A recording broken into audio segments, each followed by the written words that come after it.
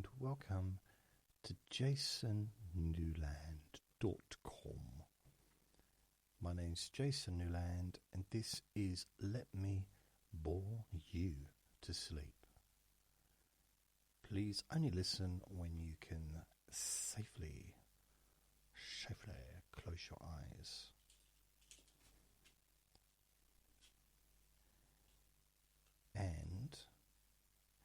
And then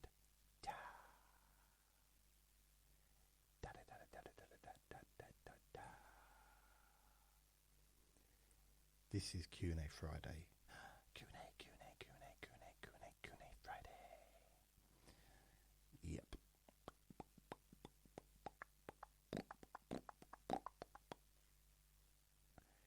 So yeah, Q&A Friday. It's Friday the 12th of December 2023.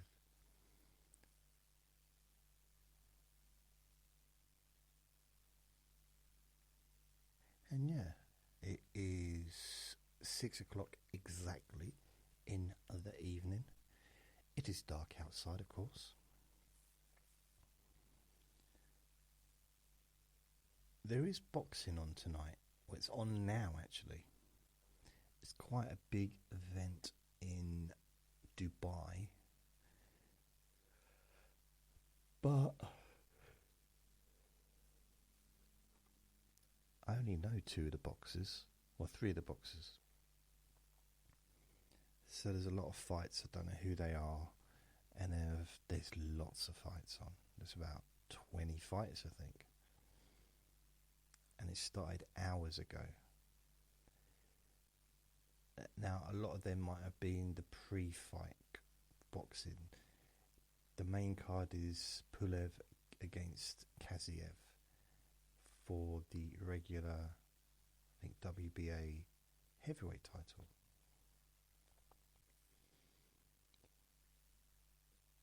And on the co-event, there's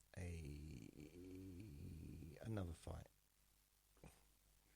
which should be good as well. I forget who's fighting. It's a British fighter against another fighter. So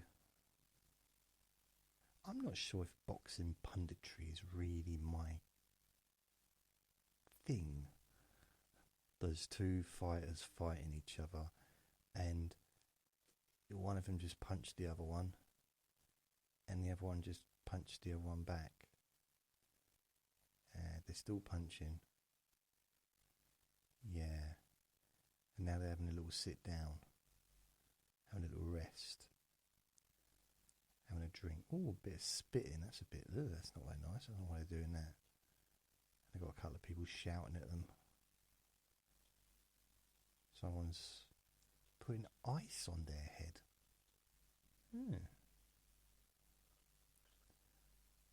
Probably to keep the brain from swelling.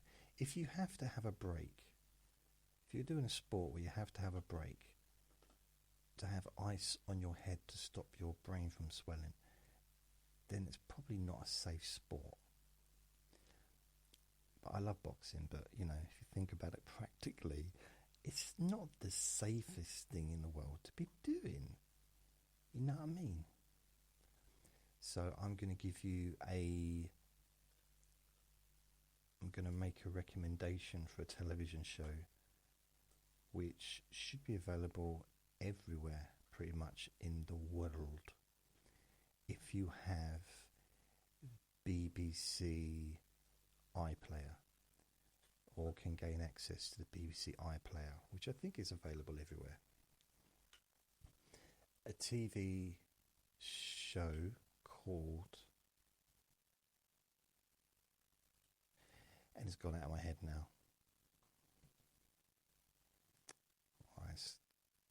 I literally just watched it.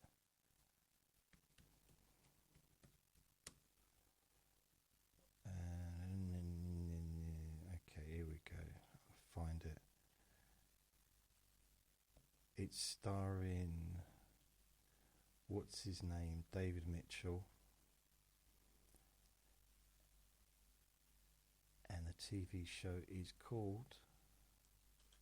By the way, if you don't know who David Mitchell is from the name, he starred in Peep Show. That's probably his biggest show that he's been in. He also does Would You Lie to Me? Would I Lie to You? Sorry. He's in a TV show called Ludwig. Or Ludwig. I thoroughly enjoyed it. I really felt that it was a nice treat. I liked it a lot. Yeah. I really did. It was superb. I really liked it. Seriously. So I'm a bit of a fan of him because he's very, very funny. He's like an intellectual comedian, and he seems to just be himself. It's like it's the same character. It's like he's just him. I'm not saying he doesn't play characters, but the character might have a different name and have a different life and be a different person, but it's still him. Still sounds the same, still looks the same, still has the same facial expressions, still seems to have the same personality. Now, I'm not saying that he's not a good actor, but it works. Ludwig is, next to Peep Show, is the thing that my favourite thing I've seen of his. And I think it's 6 episodes. It's on BBC One, but I watched it on the iPlayer.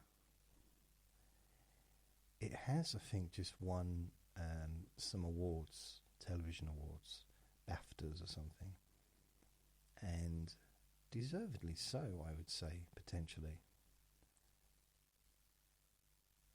I really liked it. It was just what the doctor ordered. It was everything I ever wished for and more. No, it was a good show. It was a good show.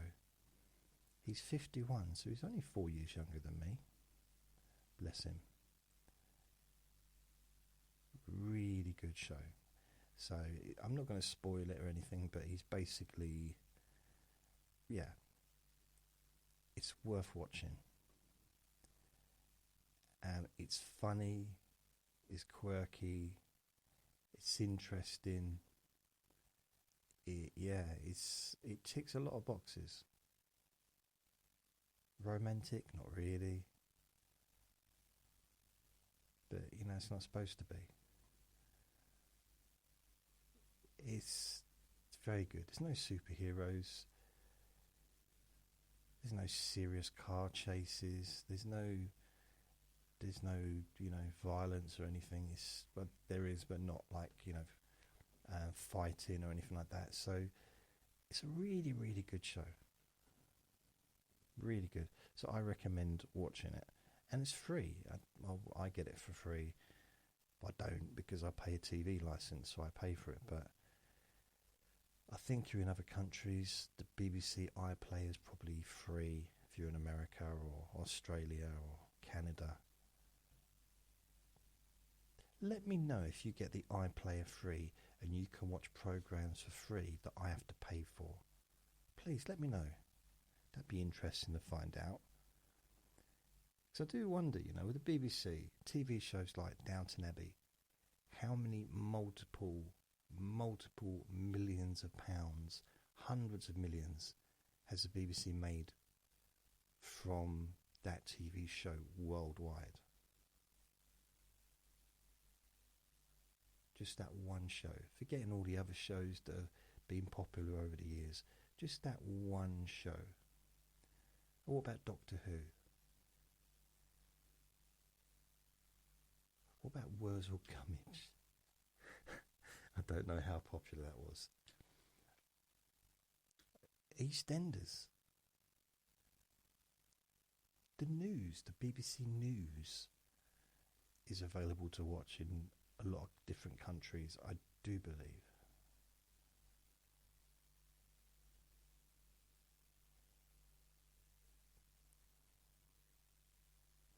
Anyway, that's me. I don't know why. I didn't expect to give a huge recommendation, but it's really good.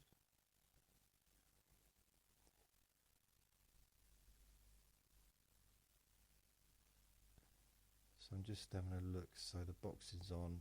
I'll watch that later.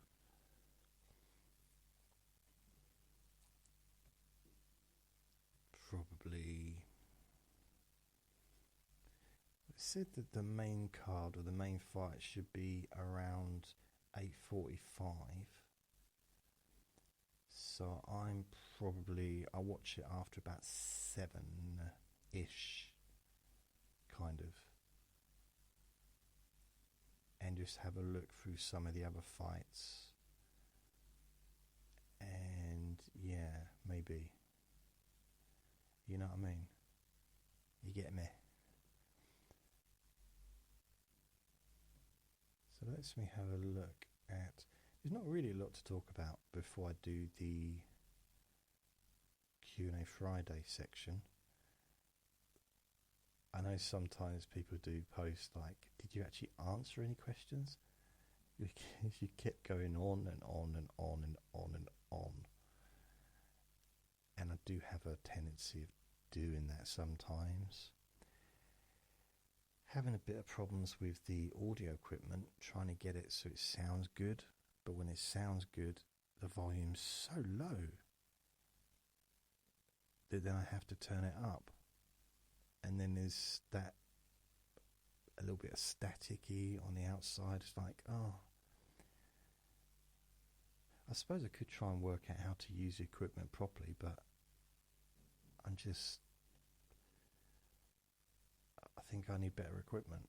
I think that's what it might be.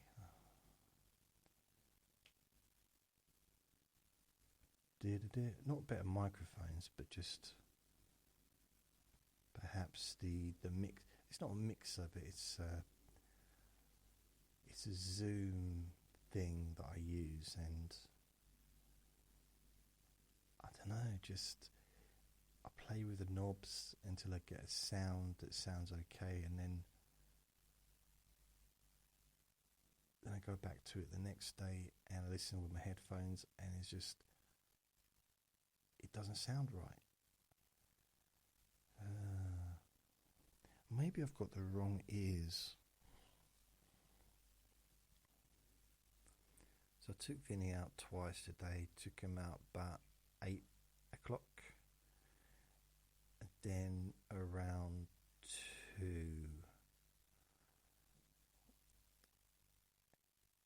And then he'll go in the garden later for a wee. I put food out for him, but he's just not touching it. So that's kind of his fault, really, isn't it? I can't make him eat it. I don't know why he won't just go over and help himself to his food. It's like all he thinks about is, the TREEEEEEEEETS. And he's not having any because I've run out. Every time I get them for him, he just eats them and begs and begs and begs, and then that's it.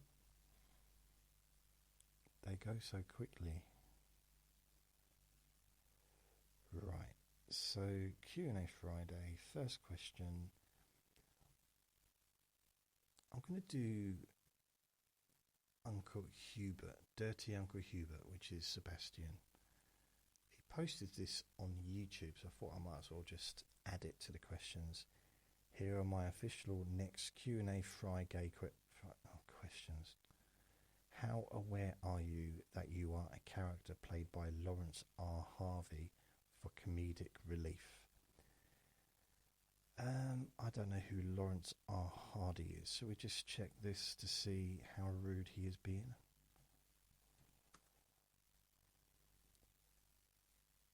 Really?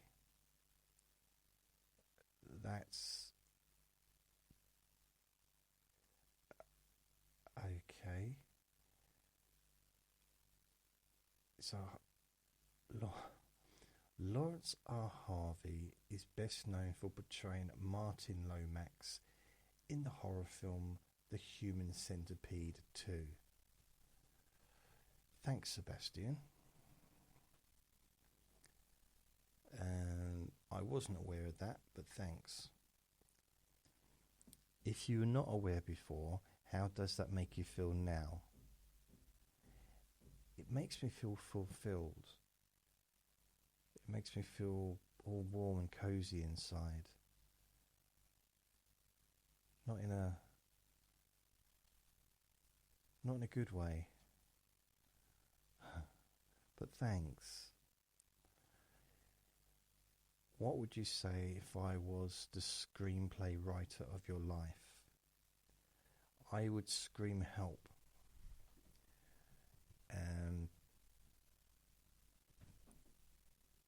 It would be interesting though. I mean, based on what you know about my life, I mean, I've not shared everything about my life, but shared a few bits. So it would be interesting what kind of thing you'd come up with, especially as you would twist every single detail so that I looked really bad. So yeah, that would scare me,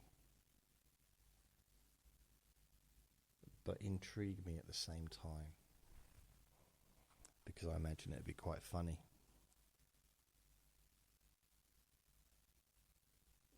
Ing asks me, did you learn a foreign language at school? Well, I mean, the short answer to that is no. But the longer answer is they tried. So in junior school, it was very relaxed. So I'd all be sitting in the classroom, and they'd get a big board or projector and going through things like merci, bonjour, some of the basic words, and they'd have French people for breakfast having warm milk and bread, which I thought, this isn't real. Why would someone have warm milk and bread? That's just not it. That's not breakfast. Cornflakes is breakfast. Warm milk and bread. So I still don't know if that's true or not. I remember that, and I was 10 years old. And I think it was on a Friday afternoon, and I'd just sit there, very bored, because I had no interest. I mean, I didn't really know where France was. I'd never been to France. I suppose if I'd been to France, I'd know where it was, wouldn't I?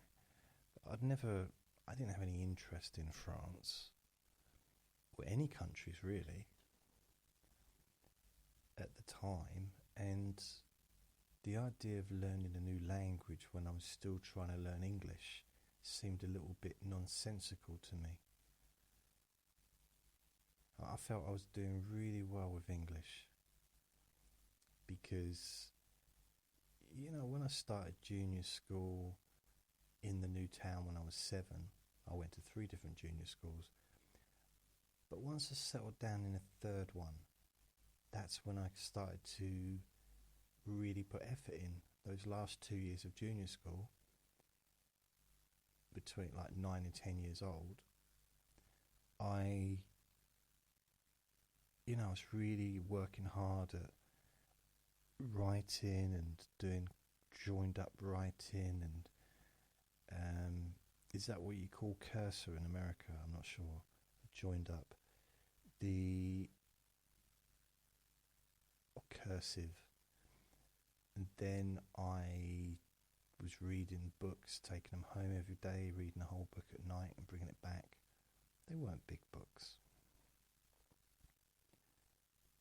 But I was really feeling quite good that I'd started off in junior school being well behind everybody. So when I was 8, I probably had the English level of a 5-year-old. And then when I left high school at 10, nearly 11, when I started high school, rather started high school at 11, I was probably equal to everyone else, English-wise. I was average level English. It was the only subject I was at average level all the way through school. I was not high level, but I wasn't low level. I was in the middle. And it stayed that way. And I liked English. Unfortunately, in high school, I got an English teacher that didn't like me. The very first teacher, that was my form teacher. And I remember going up to him one day and saying, "Why don't you like me?" And he just, I don't know what he had an issue with me, I don't know. I mean, he said to my parents because I kept chucking tables at people, but that's not a reason. Well, maybe it is a reason. But I remember seeing him when I was an adult, and he had a bookshop in the town, and he looked the same. He didn't really look that much different to what he looked like when he was at school. And this was like 20 odd years later.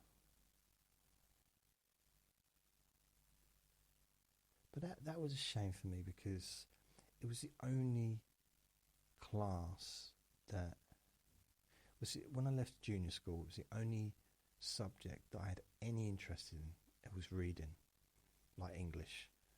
Not necessarily being a writer, but it was the only thing that I'm not saying good at, but felt that I was okay at. That I would get good marks, or okay marks. So, I mean, there's a whole story about is it Grendel? What is it? What's that story about the monster? Oh, I don't know, it's like a poem. Grendel. Let's have a look. Grendel. Beowulf. So, it is a poem, isn't it? Yeah. So we were reading Beowulf. This is in the first year of high school. We were taking turns reading it, I think. And then a teacher, I've told this story before, but the teacher said, "Go home." I do believe this is the first week of high school. "Go home and write what you think's going to happen next." So I did, and I was so excited.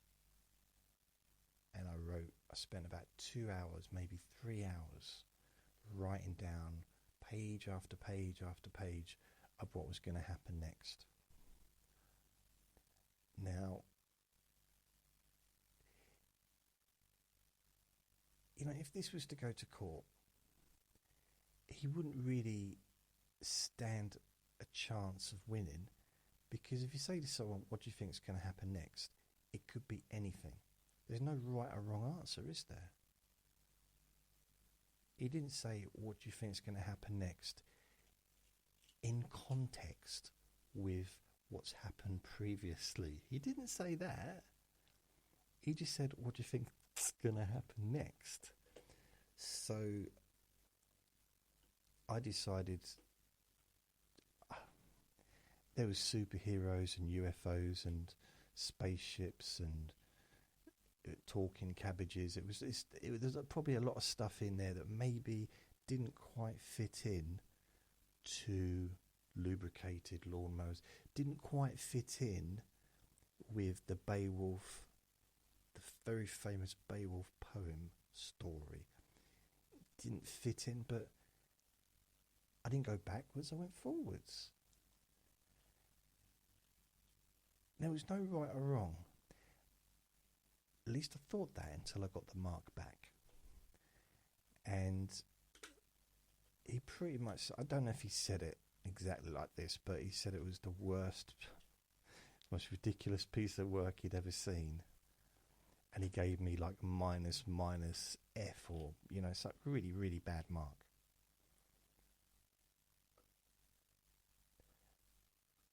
As well as marking loads of spelling mistakes, which, fair enough, I suppose, spelling mistakes. But I think that was more due to, I was just so excited about it that I was probably not paying attention to how I was spelling. But for me, I was more interested in understanding something than maybe my spelling never was great, I don't know. But that is an important part of English, I know, so perhaps I wasn't great at that. But ever since then, that happened. And as soon as that happened, all interest in schooling dropped out of me. Any interest in English, any subject, just dropped away. And I no longer cared. It's weird that something like that could have that effect on me, but it did. And I just didn't care anymore. And I really, before, I thought I was going to take it in. I didn't expect him to start, stand on the table, captain, my captain. I wasn't expecting that. But, I didn't expect to walk into the gates of the school and hear trumpets and a big red carpet with elephants dancing. I don't know, tap dancing. I didn't expect a big fanfare. Not even a buffet. I wasn't expecting anything like that. Some respect, perhaps. But I genuinely thought, because I handed it in before break, sort of in the morning, and then I went back probably after dinner and he handed them back. And I really thought that I was going to get a top mark. I actually thought he was going to, well, I don't know if I did, but I think I thought that he was going to ask me to read it out. So I was a little bit concerned about that, talking in public and all that. And, I wasn't expecting TV producers or movie producers just to turn up wanting to sign a contract, I wasn't that deluded, but I put a lot of work into it, a lot of energy, a lot of time, a lot of creativity, I felt. And he didn't seem to enjoy it quite as much as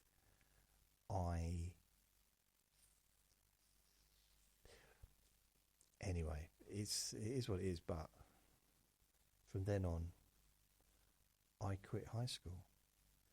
Still had to turn up, but I quit high school. And I didn't put any effort in at all. The only subject I found interesting was religion, RE. And that was just because the teachers were lovely. And I'd grown up with religion, so I kind of understood it a bit. I lived with Catholic nuns for a couple of years, so I kind of knew my way around religion. And I was interested in Buddhism, I was interested in the different religions. Hinduism was something I found very fascinating.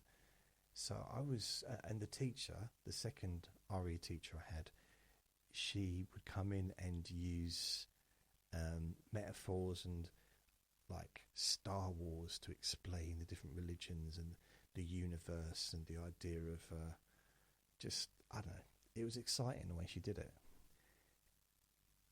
And the RE teacher for the first 2 years was lovely as well, and he gave me a recording of the Joseph and a multicoloured sweatshop thing, and because he played that in the class for us, and honestly I loved it. I close my eyes, he closed his eyes, let's push him into a hole now. I love that. So I was kind of, and I did go through a bit of a religious period, because I might mention my dad had to have an operation on his neck when I think I was in the first year, maybe second year, and probably first year. So I was reading the New Testament like all the time. It's weird, you don't get in trouble for doing that at school. Not back then. It's weird, like, will you stop reading the Bible? You can't, like, he keeps reading the Bible. It's not really a complaint, is it?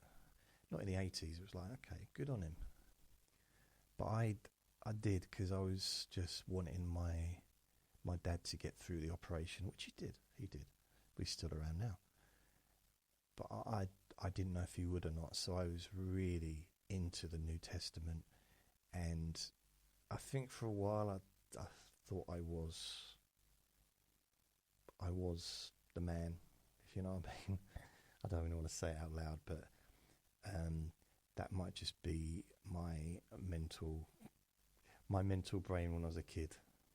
I wasn't all there, I don't think. Unlike now, I'm super there.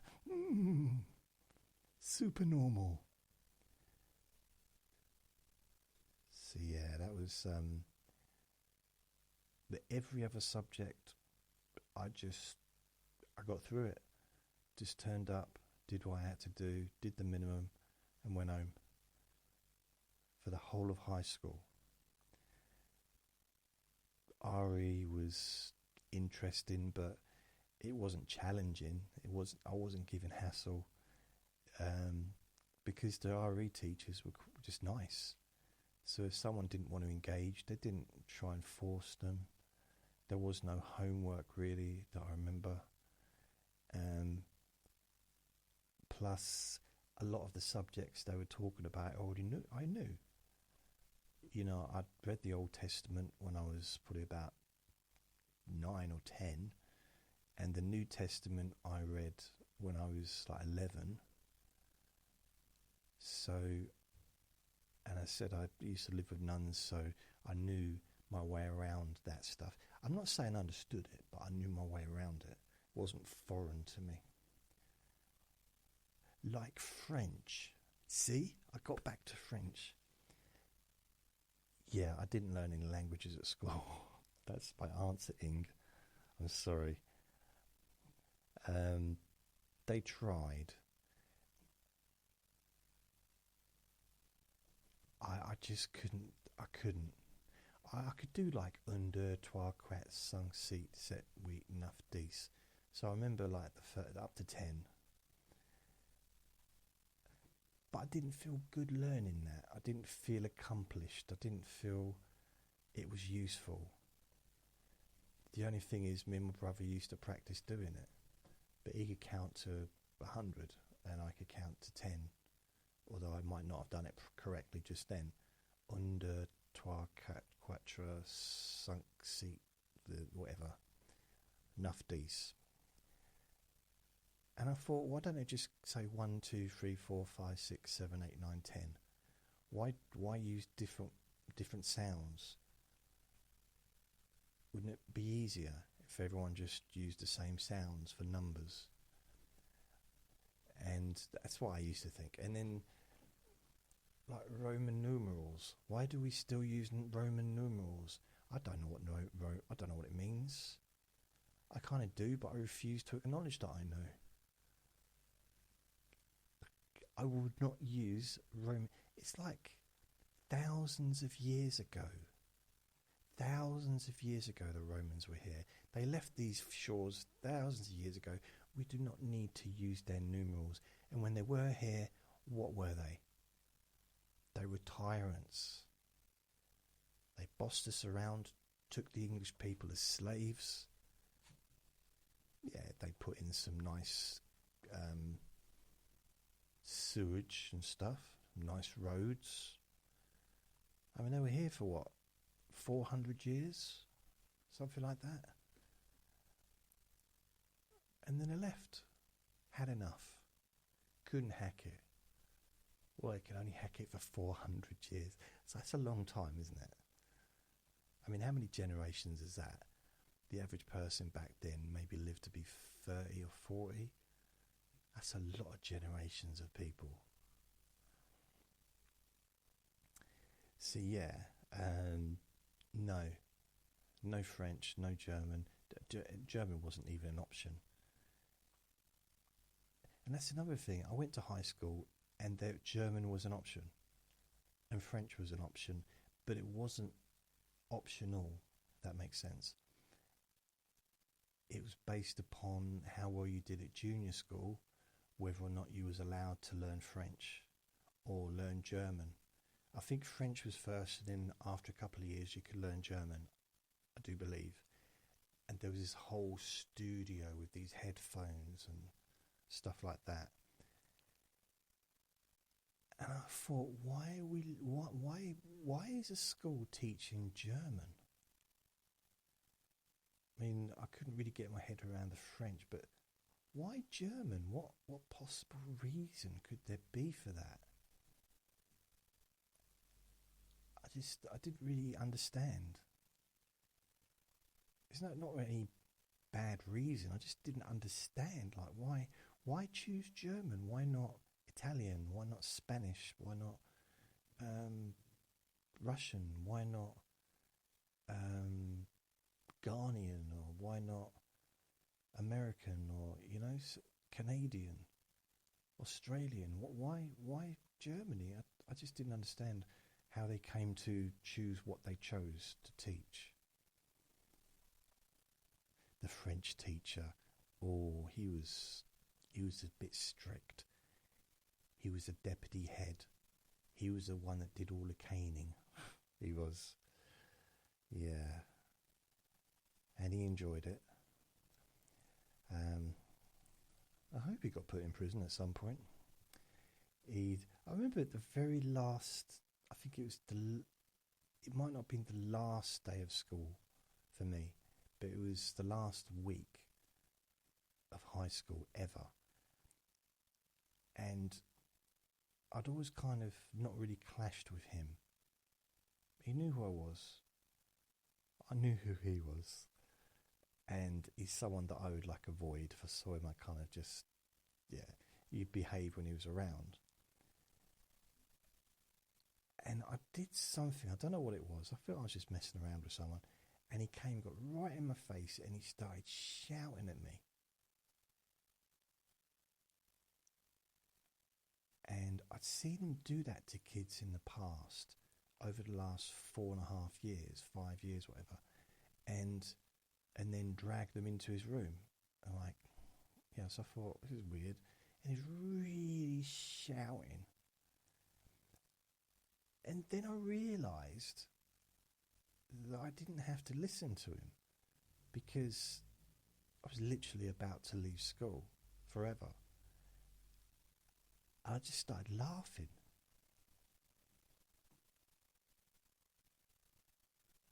And he didn't know what to do with that. He didn't know what to, he's like, ooh. He didn't go, ooh, but he's really just like, ooh, what? And he just walked away frustrated because he couldn't do anything.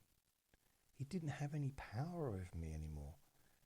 I could have just walked out. It would have made no difference to my life or to his life or to anyone else's life. I was just staying at school for that week because that was what I was told I was supposed to do. I didn't have to. You know, I had a full-time job to go to in a chip shop, but hey, still a full-time job. There was no one at home keeping an eye on me to make sure that I was going to school anyway at that point. This was like right at the end, so I think everyone had just given up on everything at that point. And I was like, I wish I'd done this earlier to this teacher. Because that was those two teachers, well, three including the PE teacher, which you had to be careful with. That were a bit not very pleasant. The rest were just okay, you know, like PE teacher, he was just a big, strong bloke, and everyone did what he said, really. I didn't do everything he said. I tried to do some of the things he said. You know, like play football. Tried. Didn't do a very good job of it. I blame him.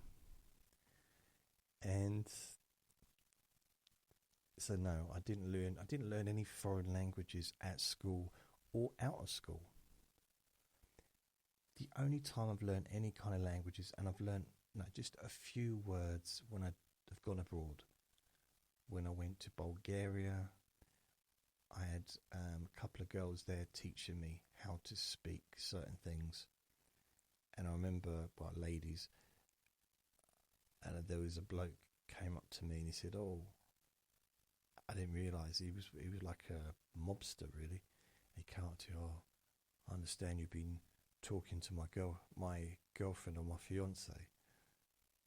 I was like, "Oh," because she was working beyond one of the bars. I didn't know who he was. I didn't know that she had a boyfriend. And she was also working behind that bar, so she in the evening. And I said, "Yeah." I was like, "Oh dear." He said, "Yeah, I just want to thank you.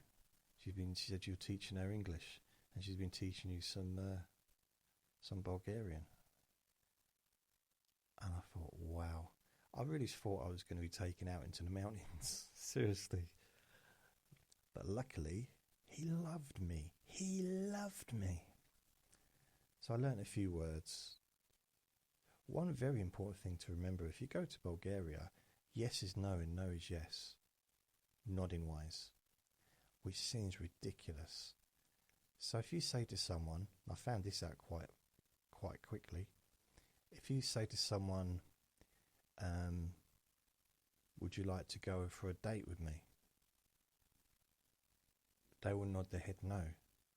Or they will nod their head yes, depending on what their answer is, of course. Now, I thought I was doing really well because everyone was saying yes to me. So I got to the end of the first day and I thought, I've literally got like 5 dates, so I don't know how I'm going to figure this out. I have to get back to them, sort out some kind of rota. But it turned out I didn't, because they were all saying no. How did the rest of the world nod?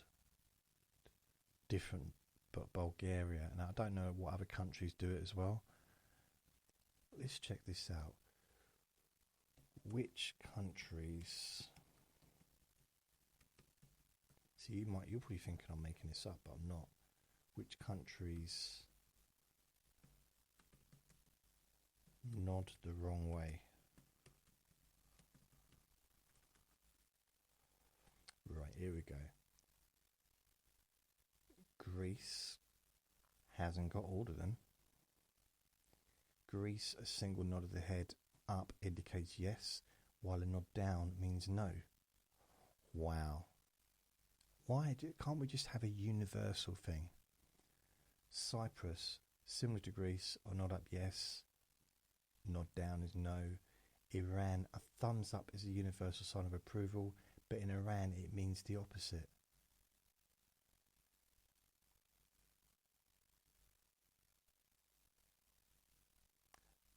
Okay, let's read this back. Iran, a thumbs up is a universal sign of approval, but in Iran it means the opposite.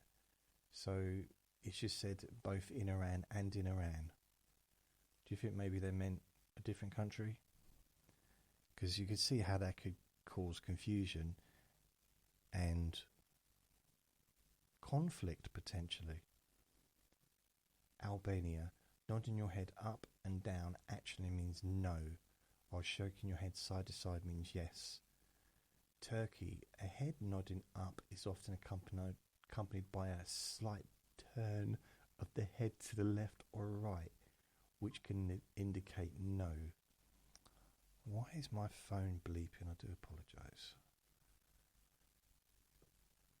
These cultural nuances highlight the importance of context when interpreting nodding gestures.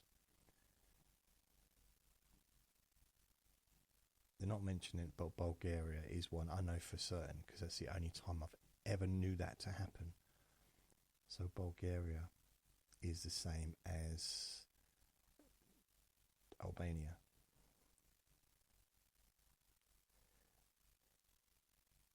It's almost impossible, isn't it, for there to be peace? If you think about it, if they didn't know,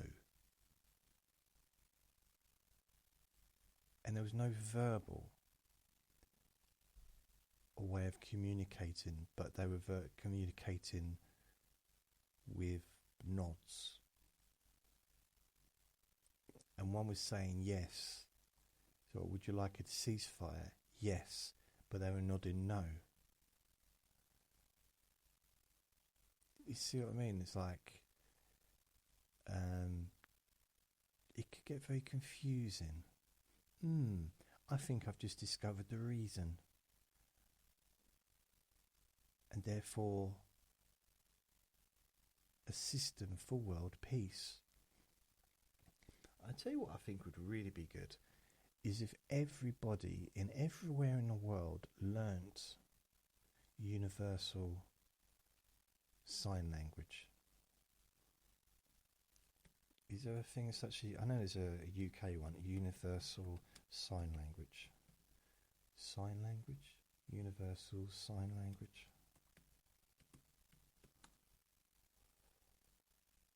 There is no official universal sign language. There is a form of international sign language called Gestuno. Well, that, for example, teach that to all kids right from an early age, everywhere in the world, which means we can all communicate with each other wherever we go, without having to talk, without having to nod our heads yes or no and yes wrongly. Sign language, the same for everybody. Can you imagine the change that could make over a period of time to the world?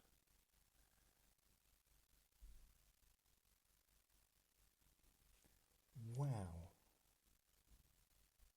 I'm feeling a bit like a diplomat. If you were going to give a dinner party, what would you serve to your guests? Who would you invite to your dinner party? And it could be anyone living, past or famous. Maria. I'd have a buffet. I think I've thought about this. I think I'd have a buffet this time, and wouldn't sit around a table. Have it very informal. Maybe have a comedy night or something like that. But I wouldn't have just a couple of people. I'd have everybody that I like. I mean, I'd have different parties for different situations. So I quite like a party with all my friends that I've had from the past, dead and alive, providing they're nice to me. That's the only thing. Have to be nice, including all family members, anyone that's been in my life that I like. That is.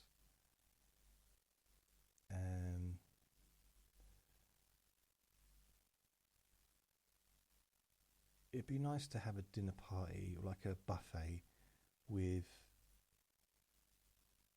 all of the comedians that I met and the promoters on the comedy circuit back in the 90s, all of the staff, another one with a separate one with all the staff that I've ever worked with, all the people I've worked with over the years in 30, 40 different jobs I've had.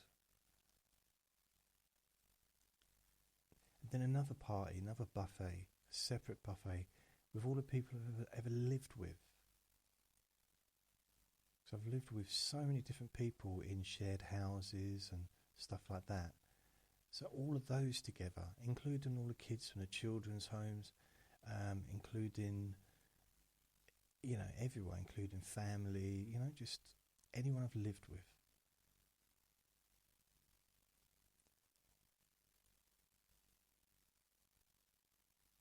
I'm trying to think. I'd like to have a buffet with the greatest hypnotists, just for an interest, but also another one with all the greatest or my favourite comedians, and I could get advice from them, just get a bit of advice, but also have some of the historic figures from the past, but they all have to be able to speak English, even if they didn't when they were alive, and get their wisdom, get what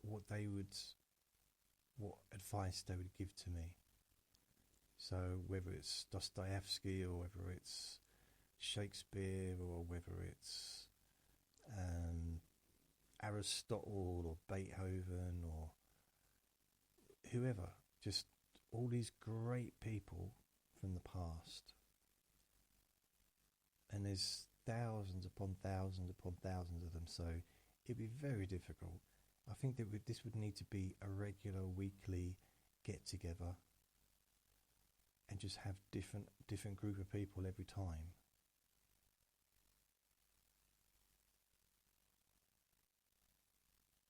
And then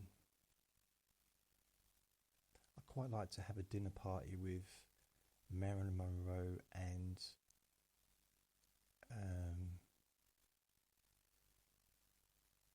no one else, just me and her.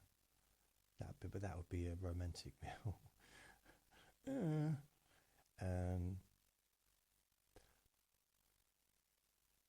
It would be interesting to meet someone like that. Just, when someone's so famous, more famous after they departed than they were when they were alive almost.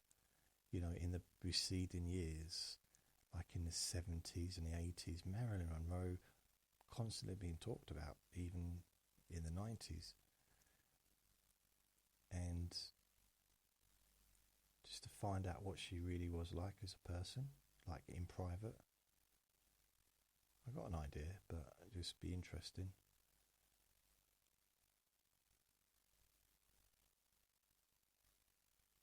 Yeah, I think some meals I'd like to just have on my own. I think like John Lennon or Elvis Presley, Buddy Holly, Bruce Lee. But it'd be weird,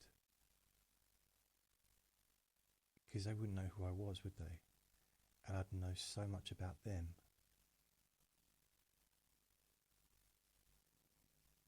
It'd be, imagine if Elvis just wouldn't stop singing. Like, come on, Elvis, just give it a rest. Can we just chat? I just can't help believing. No, come on, just please, can we just talk? This is a one-off event. I brought you back, just to talk to me. Well, why did you bring me back for this? Or why, I could do other things. I could do a concert. Return the sender. Is that what you're going to do with me? Is it? You're going to return me the sender? No, stop it. So, yeah, I'll stop with that one. But then Bruce Lee keeps jumping around going, wow, doing somersaults and kicking the table in half. So it might not work out perfect. But it'd be interesting to meet some of my heroes from the past. So yeah, that's it. That's kind of what I would do. Christine asks, I know you watch Top of the Pops. You used to watch Top of the Pops every Thursday night. Did you watch the Christmas Top of the Pops on Christmas Day? Thanks for all you do. Thank you, Christine. I looked forward to that. It was my favourite programme of the year. Pretty much my favourite programme of the year. The only other programmes it could match would be probably the EastEnders Christmas and the Only Fools and Horses Christmas edition episode, if there was one. But Top of the Pops, every Christmas day, all through the 90s, the 2000s. I mean, there was a period when it wasn't even on anymore, but they used to have it on this Christmas Day. Maybe they still do, actually. Oh, I wonder. Will there be DOTP on Xmas Day? No. It will not be on Christmas Day. This marks the first time since 60 years that the show will not be on air that day. So I watch it. Every Christmas I will watch Top of the Pops if it's on. I'm sure it stopped being on ages ago. Maybe I just watch it I watch it every single Christmas day. There won't be a day that I won't watch it. There won't be a Christmas day I don't think that I would have missed it, really. Unless there was, like dinner was being served just at that time, and like, come on. You don't realise how important Top of the Pops is. But that's the thing, it's kind of like, for those that don't watch a programme, it means nothing to them, then it means nothing to them on Christmas Day either. It's like, I don't go and spend Christmas Day with family because it means I need to leave Vinny in a kennel or with someone around here. And I'm not going to spend every single day with him all year round, 24 hours a day pretty much, and then leave him at home for 3 days at Christmas. And just leave him alone and not see him. That's just not fair on him, is it? It's not fair on me either. Because I might miss him, I don't know. Yeah, I love Top of the Pops. Love Top of the Pops. Although I probably wouldn't know half the songs being played now. Although there's a really amazing Jessie J song. I won't tell you what it's about, but it's why I turned the volume down and my phone's still bleeping. Stop it. It's really emotional song, and yeah, it hit me. It affected me. So I listened to it a few times. Jessie J. Jessie. I've got very emotional hearing it. Just trying to think, what's this song called? Do It Like a Dude. It's like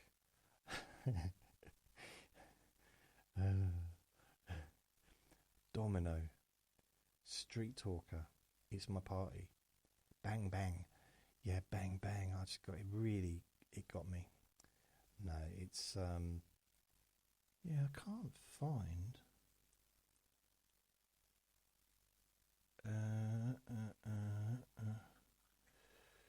Right. I can't find her latest song. I forget what it's called. Because the last filmography was discography 2025. Let's have a look, see if this is the one. No secrets. No. So it's a really, really good song, but I don't know what it's called. Okay, I can find it. I know how to. I won't tell you how I'm going to find it, but here we go. I'll never know why it's called. And I suppose it hit me because of, stuff. So it's really good. I'll be surprised if it doesn't get to number one for Christmas, because I don't know if she's doing it for charity or not.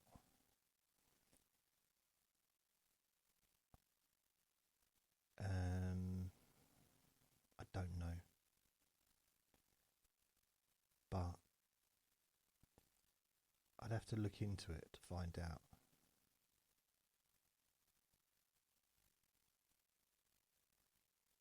Yeah, have to look into that.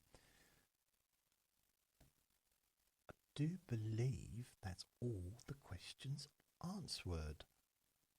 And I didn't talk for hours and hours and hours like I normally do.